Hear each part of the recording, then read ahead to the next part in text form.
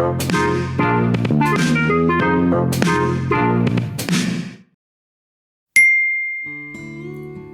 everyone, welcome back to another video. Let's paint today some zinnias. Zinnias are one of the easiest grown annual plants. These plants bloom from late spring to early winters. These are very beautiful and colorful flowers which bloom in so many colors like yellow, pink, orange, purple, red, white, and so on. There are some bicolors and tricolors also. Do you know zinnias are from sunflower tribe? These are pot plants, so you can grow them in pots also. I think that's enough for the information about zinnias. Now let's paint. So I have drawn here a bunch of zinnias. We will be coloring them in various colors. These colors can have single, double rowed petals, so always consider which one you are painting. I have decided to paint this first one in yellow color, so let's paint this with medium yellow. Petals are of small size, so be careful while painting. Better use a small size brush. First of all, painting all of the petals with medium yellow. After that, we will detail them. Please note that I am coloring each petal one by one because watercolor has this transparency feature, which we are going to utilize here. When we wet our color palette and start mixing the color with water, it attains a semi-transparent state.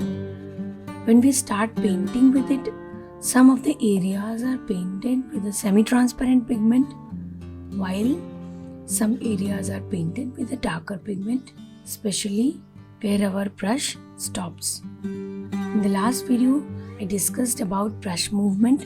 This is what I was talking about. The shape and accuracy of petal depends upon how carefully you are painting each petal. You can see how I am collecting the color and accumulating it at the desired place.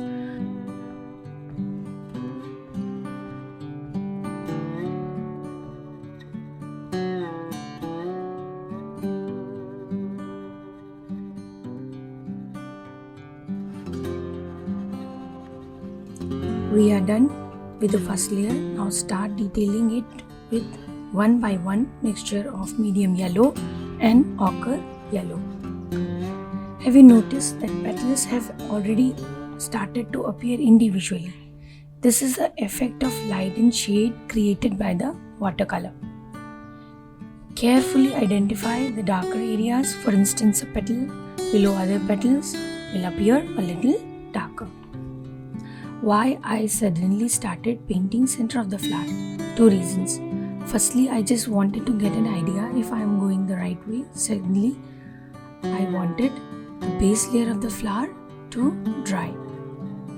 So the center part is colored with small dots of burnt sienna.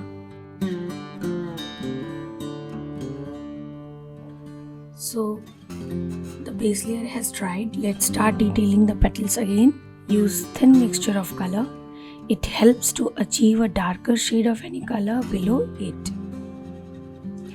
I think it is getting better with each stroke. What do you think?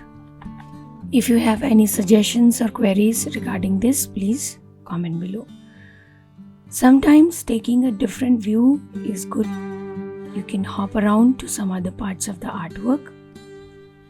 With careful thin strokes and the tip of the brush, we are going to shade it. Let us quickly color the next one in pink. For pink, I have used crimson red and it worked well. Follow the same rule. Try to get the darker shade of pink towards the center of the flower and one petal at a time.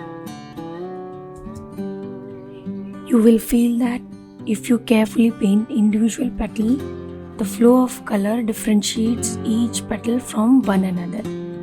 Although it is a time-lapse video, but I think it is the most satisfying part, watching an artwork to take shape.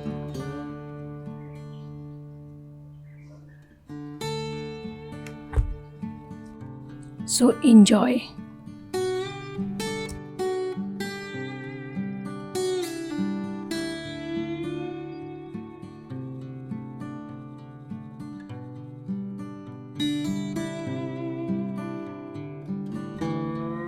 Now painting the center part of this flower with ochre yellow and others also. Coloring some of the flowers in scarlet red and some of them in orange and detailing them with one by one mixture of burnt sienna and that particular color.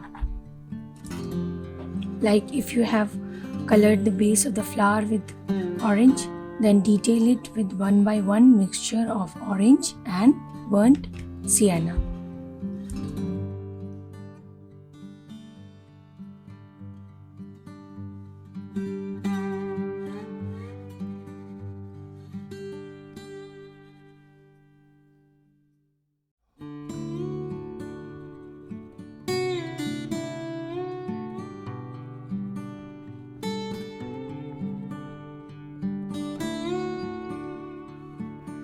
Now let's start working on leaves and stems with sap green. Always paint your leaves from inward to outward.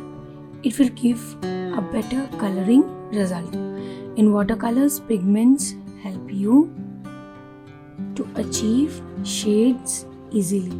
Sometimes you don't need any other darker color to mix and match and create a darker tint of any color. You just need to color the artwork in such a way that it has this light and dark tints of the color to create an effect of light and shade. With the tip of the brush and darker green color, paint parallel lines on leaves. Lines in this plant start from the base of the leaf and parallelly move toward the pointed end of the leaf, so no veins cross each other in the leaf. I love watercolors. I don't know why it feels so good to paint with them. Now enjoy this time-lapse video of leaf foliage painting in the artwork.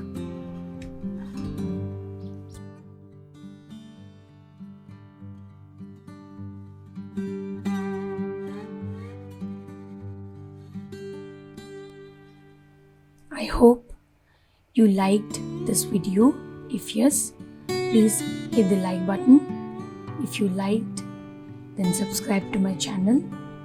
Happy painting. See you soon in the next video. Bye bye.